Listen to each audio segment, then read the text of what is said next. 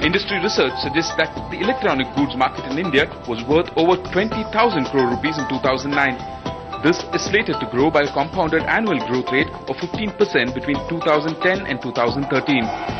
A recent report by United Nations Environment Programme or UNEP says e-waste in India will skyrocket by 500% from 2007 levels thanks to old computers to a whopping 7 lakh metric tons. Old mobile phones will be 18 times higher than the number discarded in 2007. And the number of discarded refrigerators are likely to double or triple from 2007 levels. What might be okay to the civil society, what the NGOs might want, might not be perfectly okay to the manufacturers or the dealers or even the recyclers. So the biggest, or I won't call it the biggest challenge, but yes, it is a bit of a challenge to make sure that a policy comes up which is agreeable or works amicably for all the stakeholders. The centre's reaction to this issue has been slow. Only this year, a draft policy has been prepared by officials of the Ministry of Forests and Environment, which proposes the manufacturers to be accountable for the disposal of electronic items at the end of its life. Termed Extended Producer Responsibility or EPR, this is a rule common in developed nations. The manufacturer of a mobile phone, for example, will also have to ensure that the phone is disposed of in an eco-friendly and safe manner.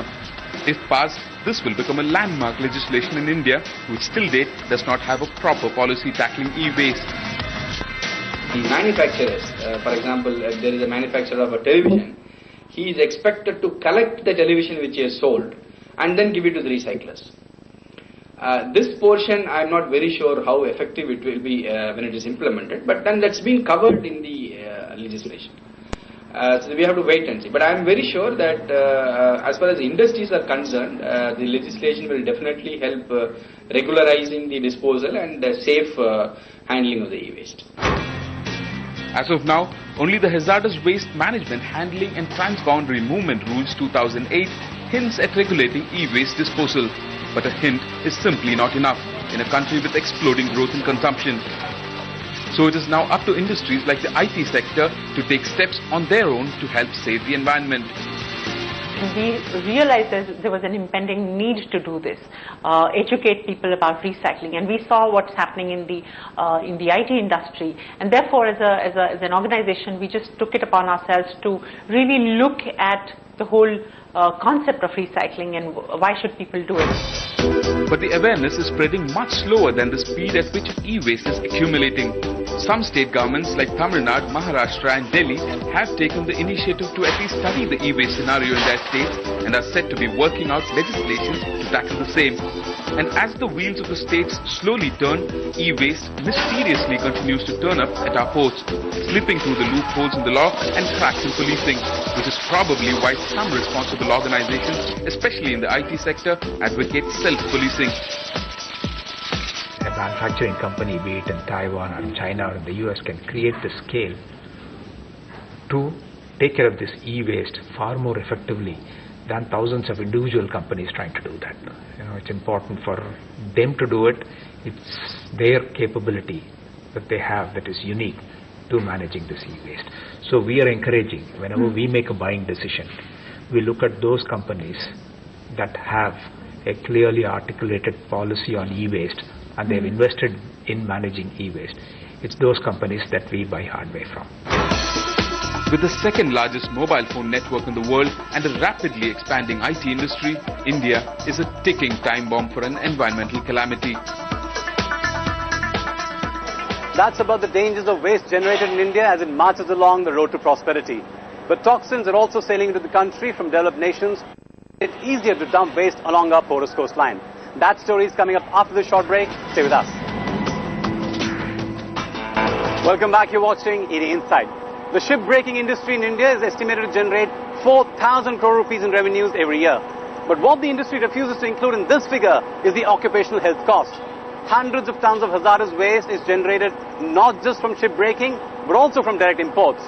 Prem Shankar finds out why there's just no stopping this phenomenon. India has slowly become a dumping ground for hazardous waste, and the numbers now are mind-boggling. 44 lakh tons per annum of hazardous waste is generated in the country, according to a report by the Organization of Economic Cooperation and Development. And the National Environmental Engineering Institute in Nagpur, known as NEERI, says 97% of this toxic waste comes from the 12 states in the country. Maharashtra, Gujarat, Andhra Pradesh and Tamil Nadu are the top 4 waste-generating states. Industry body ASSOCHAM expects this number to rise rapidly by 1.5 lakh tons every year. And as India continues to manufacture toxic waste, developed countries are chipping in by sending their hazardous waste to the country. The picture looks grim for the country. All the hazardous material are carcinogenic. They are neurotoxic and nephrotoxic. The carcinogenic means it causes cancer. Neuro and nephrotoxic means it affects your mental brain intelligence, your IQ level, your kidney gets damaged.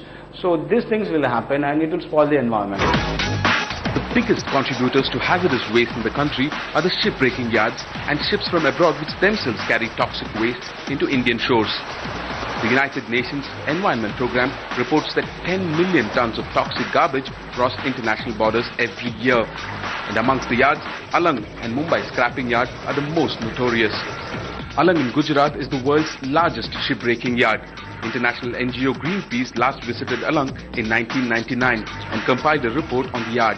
Since then, no media has been allowed to enter Alang's shipbreaking yard. The Gujarat government has sewn up the place tight. What Greenpeace found in Alang was alarming.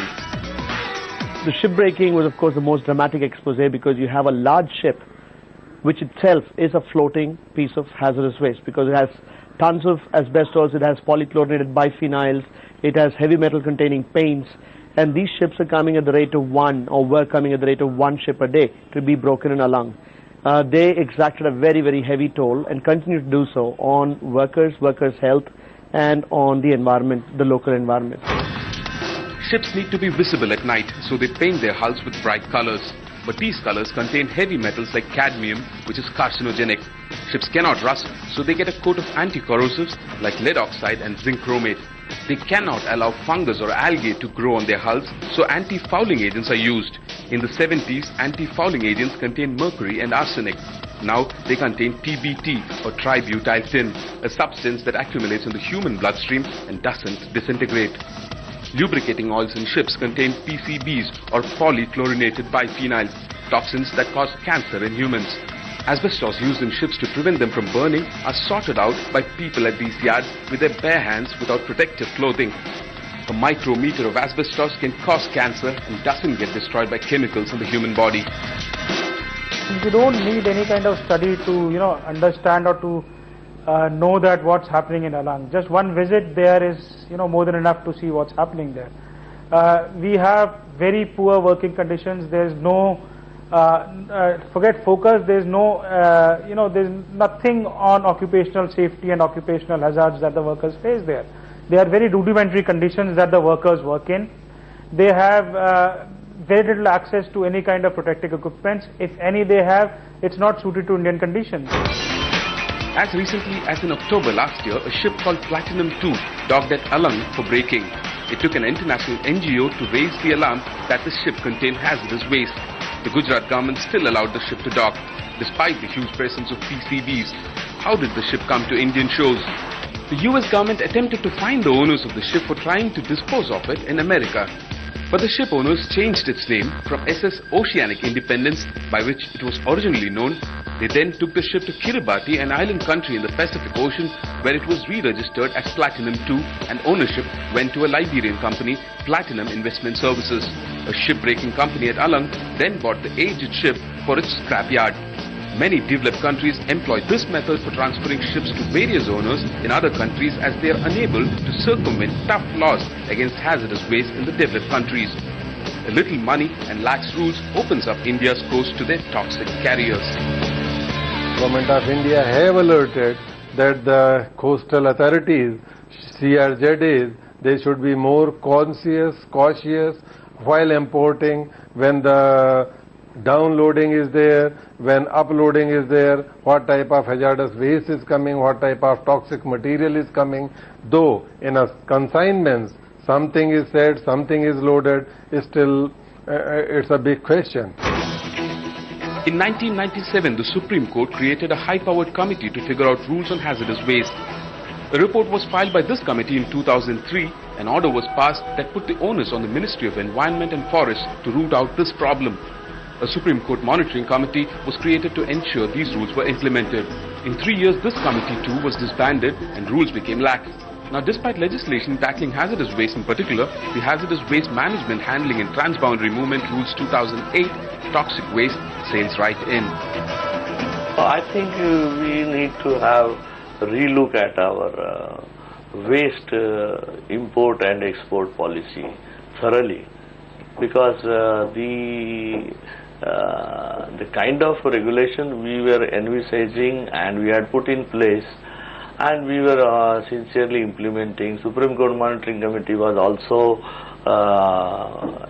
monitoring the situation and creating some pressure on the regulators as well as the polluters.